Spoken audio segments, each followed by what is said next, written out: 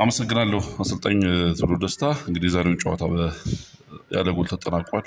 ከጨዋታው እንቅስቃሴ ልጀምር። አሪፍ ነው።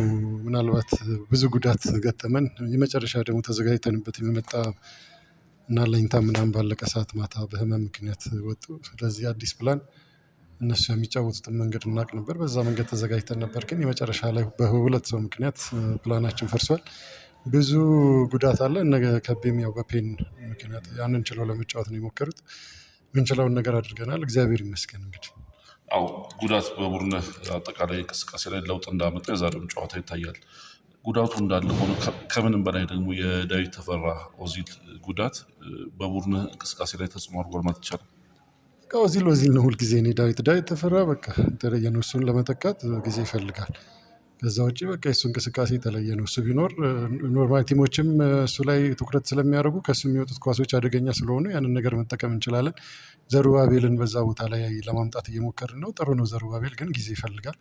እዚህ የተሻለ ነገር ነው። ያው ኦዚል ይመለሳል የሚቀጥለው ጨዋታ ብለን እናስባለን። ባለው ነገር ጉዳቱን እያስታመመ ነው። ስለዚህ እስከሚቀጥለው ጨዋታ እሱን ለማምጣት እንሞክራለን። ያለው ጨዋታ ቀሪ ጨዋታ 4 ነው። ከመሪው ጋር ያላችሁ ነጥብ ልዩነት ወደ 8 ሰፍቷል። በተለያዩ ጨዋታዎች ላይ ነጥቡን ታጠባላችሁ ተብሎ ሲጠበቅ ነጥብ እየጣላችሁ ነው። ተከታይ ጨዋታ ይሄ በዋንጫ ፉክክር ውስጥ ተጽዕኖ አያደርግም? ተጽዕኖ ያደርጋል። ግን በእኛም በሌላም ምክንያት ነው ነጥብ የምንጥለው። ይሄንን መናገር እኛም በሌላም ሲባል በእኛም በሌላም ምክንያት ኖርማሊ። ስለዚህ ጉዳቶችም አሉ። አሁን የምንችለውን ያህል ተጉዘናል። የስኳድ ጀብዝ ምናምን እሱ ችግርም አለ። እዚህ ግን ጥሩ ነው ያለንበት መንገድ ማጥበብ ሞክረናል። የምንችለውን ነገር መተናል። ስለዚህ ከዚህ በላይ ደግሞ በጣም ከባድ ነው። በልጆቹ ባላቸው ስኳድ የመጣውን ነገር ልጆቹን ማመስገን ፈልጋለሁ። በጣም ስትራግል እያደረጉ ነው። በጣም ቻሌንጅ እያደረጉ ነው። ሞክረዋል። ስለዚህ እነሱ ማመስገን እንፈልጋለን። ባለው ነገር ወደፊት ለመጠጋት እንሞክራለን። ግን በጣም ጠባብ ስኳድ ስላለን ኢቭን ዛሬ ስኳዱን እንኳን መሙላት አልቻልንም። ስለዚህ ባለው ነገር ፋይት ለማድረግ እንሞክራለን። ከቀን በላይ እየሰራችሁ እንደሆነ ሁሉም የስፖርት ቤተሰብ የሚያውቀው እውነታ ነው። ለሊጉ ክስተት ናችሁ። ገና ለሊጉ የመጀመሪያችሁ ተሳትፎ ነው። በዋንጫው ፉክክር ውስጥ ብቻም ሳይሆን በሜዳ ላይ እንቅስቃሴም የተሻለውን ነገር እየተመለከትን ነው። ይሄ በቡድኑ ውስጥ ስለ ቀጣይ ዓመት እንድታስቡ የበለጠ የተሻለ ቡድን ናችሁ እንድትመጡ ከወዲሁ እየሰራችሁት ያሉት ስራ አለ?